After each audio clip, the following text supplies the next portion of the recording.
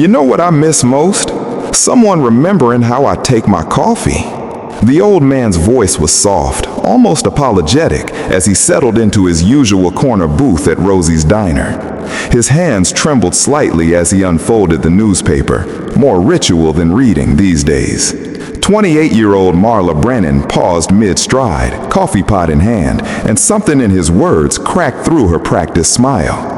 She'd been waitressing here for 6 years, ever since her mother's medical bills had swallowed her college fund, and she'd learned to hear what people weren't saying. 2 sugars, no cream, she said gently, pouring his cup. And you fold the sports section first, even though you read the obituaries. Walter Finch looked up at her, his faded blue eyes suddenly bright with unshed tears. You notice. Everyone deserves to be noticed, Mr. Finch. That was 4 months ago. Since then, Walter had become part of Marla's daily rhythm. Every morning at 7:15, he'd shuffle through the door, his cardigan slightly too large, his shoes carefully polished despite their age. He never ordered much, toast, scrambled eggs, coffee, but he always left a $5 tip on an $8 check. Marla learned his story in fragments, the way you learn about weather, constant, revealing, inevitable. His wife Dorothy had died 3 years ago. His son had moved to Seattle, too busy for phone calls. His grandson visited once, maybe twice a year, always in a hurry, always checking his phone. I don't blame him, Walter told her one morning, his voice steady but hollow. People have lives. I'm just in between chapters now, waiting for the epilogue. Marla reached across the counter and squeezed his weathered hand. Maybe you're just starting a new chapter, Mr. Finch. Maybe it just hasn't been written yet. She started doing small things, saving him the newspaper before other customers could scatter it, making sure his booth stayed reserved during the morning rush. On his birthday, which he'd mentioned only once, she brought him a slice of apple pie with a single candle. Walter had wept openly, unashamed. "You're the only one who remembered," he whispered. But Marla noticed other things too, how Walter's hands shook more each week, how he sometimes forgot he'd already told her a story, how he'd started walking with a cane, then too. His clothes hung looser, his smile took more effort. One Tuesday, he didn't show up. Marla felt the absence like a missing heartbeat. She found his address in the phone book, an old habit in a digital age, and visited after her shift. The house was small, tidy, clearly too big for one person. Walter answered the door in his pajamas, looking embarrassed. "I fell," he admitted. "Nothing broken, just tired, so tired, Marla." She started coming by after work, bringing groceries, helping with prescriptions, reading him the newspaper when his eyes grew too weak. Her manager at the diner complained about her shortened hours, but Marla couldn't stop. Walter had no one else, and she understood loneliness intimately. It had been her companion since her father left and her mother's illness had consumed everything.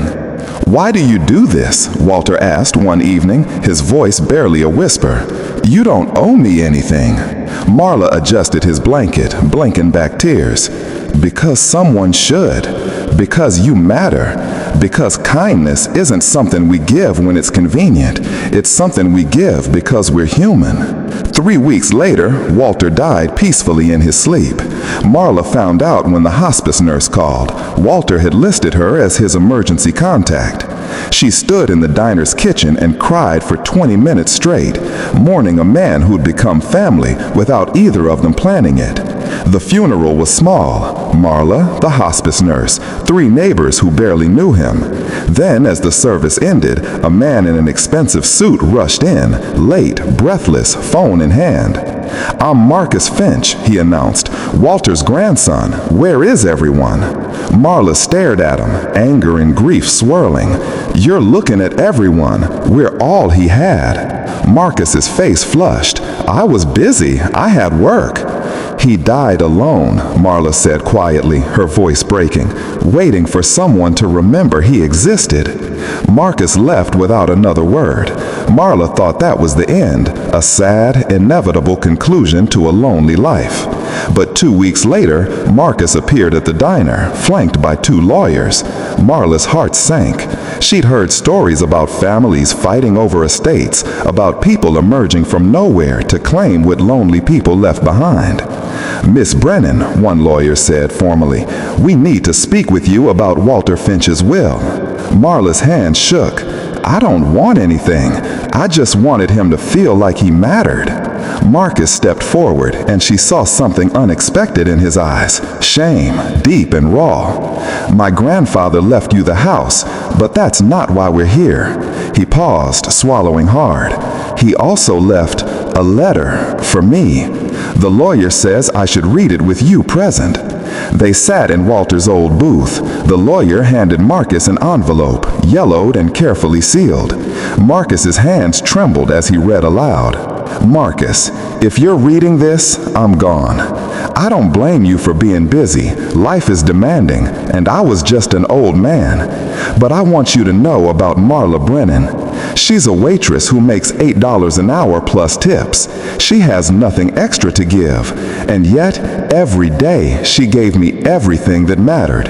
Her time, her attention, her heart. She remembered my coffee. She remembered my birthday. She saw me when I'd become invisible to everyone else, including you. I'm leaving her the house because she gave me something worth more than property. She gave me dignity in my final chapter. Learn from her, Marcus. Success means nothing if you're too busy to love people. Wealth means nothing if you can't remember how someone takes their coffee. Be better than I taught you to be. Be more like Marla." Marcus's face crumpled. Tears streamed down his cheeks as he looked at Marla with devastation and gratitude. "I was so focused on building my career, on making him proud through success, that I forgot to just be with him." Marla reached across the table, her own tears falling. "He knew you loved him, Marcus. He just needed to feel it more often." "Teach me," Marcus whispered. "Teach me how to see people the way you saw him." Over the following months, something unexpected unfolded. Marcus started coming to the diner regularly, not for business meetings or quick meals, but to sit and talk, to learn about the regulars, to remember names, preferences, stories. He cut back his hours at work.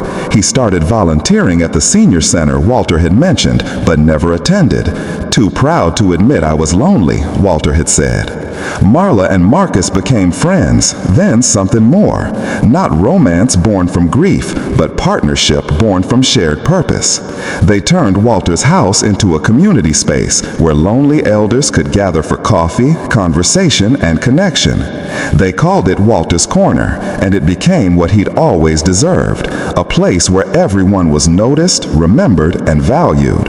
1 year after Walter's death, Marla stood at the grand opening, looking at the crowded room full of people who'd been invisible until someone took the time to see them. Marcus stood beside her, holding her hand.